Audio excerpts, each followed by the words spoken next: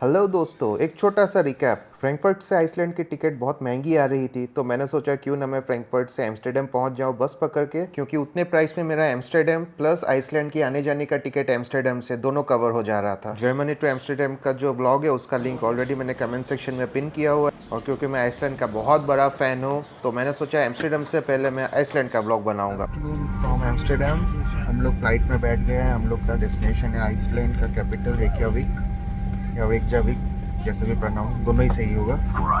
यहाँ से 2.5 घंटे का फ्लाइट है और हम लोग 4 बजे के अराउंड पहुँचने वाले हैं। वहाँ पे 3 दिन का स्टे है अपना। एक एजेंसी के थ्रू बुक किया है वहाँ का लोकल टूर।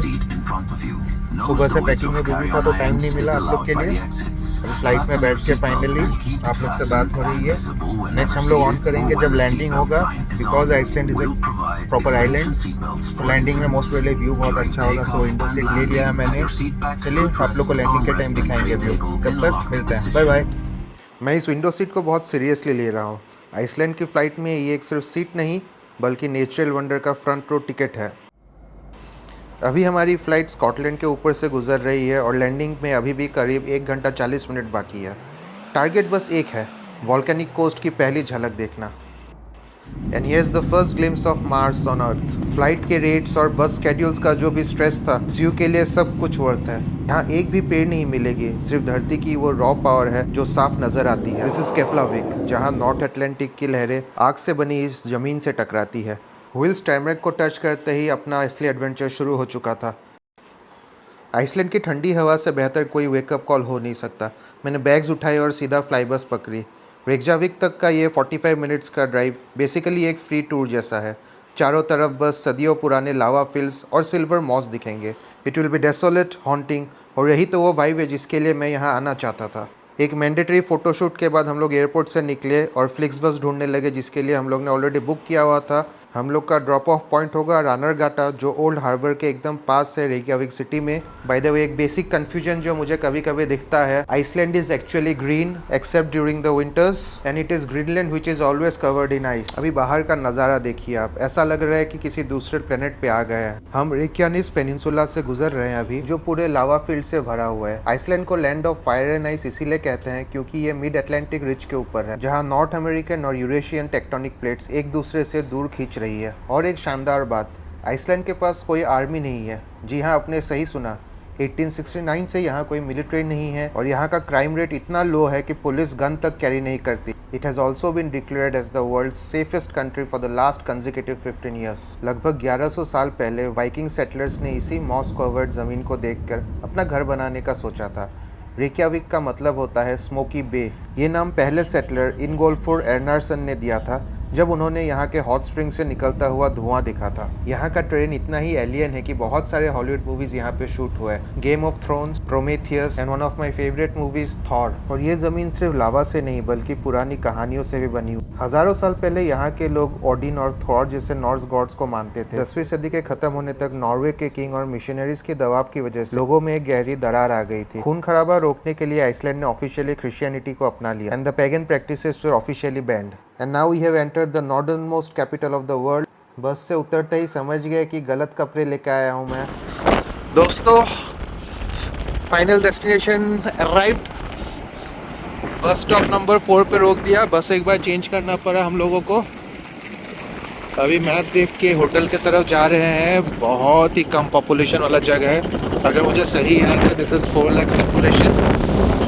मैप देख लिया, नेक्स्ट वाली लेफ्ट लेनी है, कुछ ज़्यादा ही ठंडा है। मोबाइल जो पकड़ है ना, उंगलियों में दर्द होने लगा है। होटल के अंदर से आप लोग को नेक्स्ट दिखाएंगे, नहीं तो बाद में ग्लव्स व्लव्स लगा के आते हैं बाहर, हम लोग को दिखाते हैं। अभी रख रहे भाई लोग, कुछ नहीं, बहुत बहुत बहुत ज़्यादा ठंडा है। पहन लिए थे, इतनी ठंड थी। बक्सा खोल के होटल पहुंच गए। This is our room. चलिए, खुल गया। अरे सॉरी।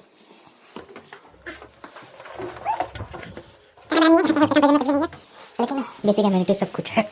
ये हूँ मैं। धूप अच्छी है, ठंड में धूप चाहिए भाई। And this is the view, छोटा सा शहर। ओके देन, मिलते हैं शहर के को एक्सप्लोर करेंगे अभी थोड़ी देर में वॉक करते हुए, तब आप लोग को दिखाएंगे। फ्रेश हो लेता हूँ मैं, bye bye. Guys this is the hotel we are staying at. Budget hotel है जैसा कि वीडियो में आप लोग ने देखा है, लेकिन सारे फैसिलिटीज़ हैं। क्यूट सा है, छोटा सा है, नीचे का कैफ़े भी बहुत अच्छा है। अभी यहाँ पे हार्प नेम से एक म्यूज़ियम है, थिएटर है मोस्ट प्रोबेबली। यहाँ से 1.7 किलोमीटर्स उधर वॉक करके जा रहे हैं। बहुत ठंड है, मेरा ये कपड़ा काम नहीं कर रहा है। ये एक्सपेरिमेंट कर रहे हैं क्योंकि कल इससे भी ज़्यादा ठंड वाले जगह में जा रहे हैं, तो रिक्वायरमेंट क्या होगा कपड़ों का आज के एक्सपीरियंस से पता चलने वाला है। चलिए म्यूज़ियम में फ़ोन निकाल के कब से पहनना है मेरे को। बाय। एक्सपेक्टेशन से बहुत ज़्यादा ठंड है। आप लोग के लिए ये कर रहा हूँ, बस मेरे हाथ काम नहीं कर रहे। देखिए ये साइड पूरा कवर है, ये लगेगा लग नहीं रहा था, लेकिन मेरे मूँछों में क्रिस्टल्स आ गया। मुंह धो के निकला था, गाल फट गया ऑलरेडी 5 मिनट में, तो ढक लिया हूँ। ये जो है इसको बोलते हैं Harpa. This is a theatre kind of thing here. पीछे का व्यू देखिए, जूम नहीं हो रहा है कैमरा में। पीछे का मैं वहाँ जाके आप लोग को दिखाऊंगा। उस साइड है पोर्ट एरिया।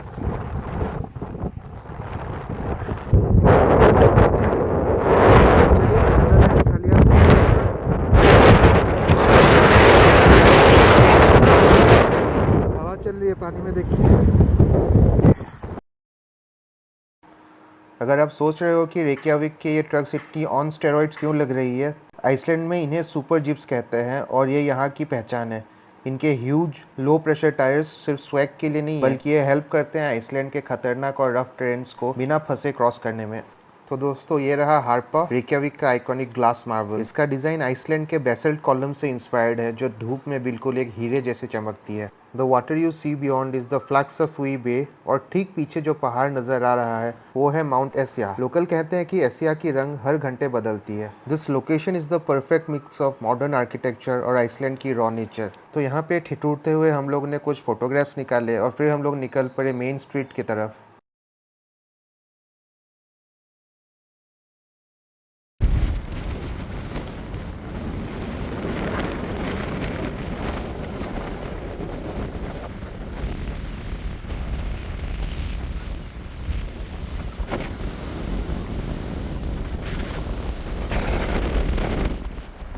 एंड ये है इनगोल्फुर आर्नरसन, आइसलैंड के पहले परमानेंट सेटलर। सदियों पहले उन्होंने लकड़ी के पिलर्स अपने जहाज से फेंके और बोले कि ये पिलर्स जहाँ जाएगा मेरा घर वहीं पे होगा। 3 साल के तलाश के बाद उन्हें ये जगह मिली जहाँ जमीन से धुआं निकल रहा था, और उन्होंने इस जगह का नाम रखा रेकियाविक। रेकियाविक जगह छोटी ज़रूर है पर पर्सनैलिटी के मामले में काफ़ी पैक्ड है। मैं सीधा रेनबो स्ट्रीट और हेलक्रिम्स किर्किया की तरफ निकल गया। यहाँ की आर्किटेक्चर एकदम यूनिक है, ऐसा लगता है जैसे हर चीज़ मौसम की मार झेलने के लिए बनी हो। तो रही बात मौसम की, तो आखिरकार हवा जीत ही गई। मुझे बीच में ही रुककर थोड़ी सर्वाइवल शॉपिंग करनी पड़ी। अपने कान बचाने के लिए मैंने बढ़िया हैवी ड्यूटी आइसलैंडिक हैट खरीदी, कुछ लोकल वुलन सॉक्स और वाटरफॉल के लिए 2 पोंचो। और एक ज़रूरी बात, सिटी को एक्सप्लोर करने के लिए इवनिंग तक का वेट मत कीजिए, क्योंकि यहाँ पे मार्केट्स 5 बजे तक बंद हो जाती है। और अगर आपने यहाँ के ठंड के लिए पैकिंग नहीं किया है तो यहाँ क्लोथिंग रेंटल ऑप्शंस पे भी मिलते हैं, लेकिन आप उसको ऑनलाइन पहले से ही बुक करके रखिए, नहीं तो दिन में आके ही कलेक्ट कर लीजिएगा। And one more thing, Iceland is comparatively expensive then most of the Europe.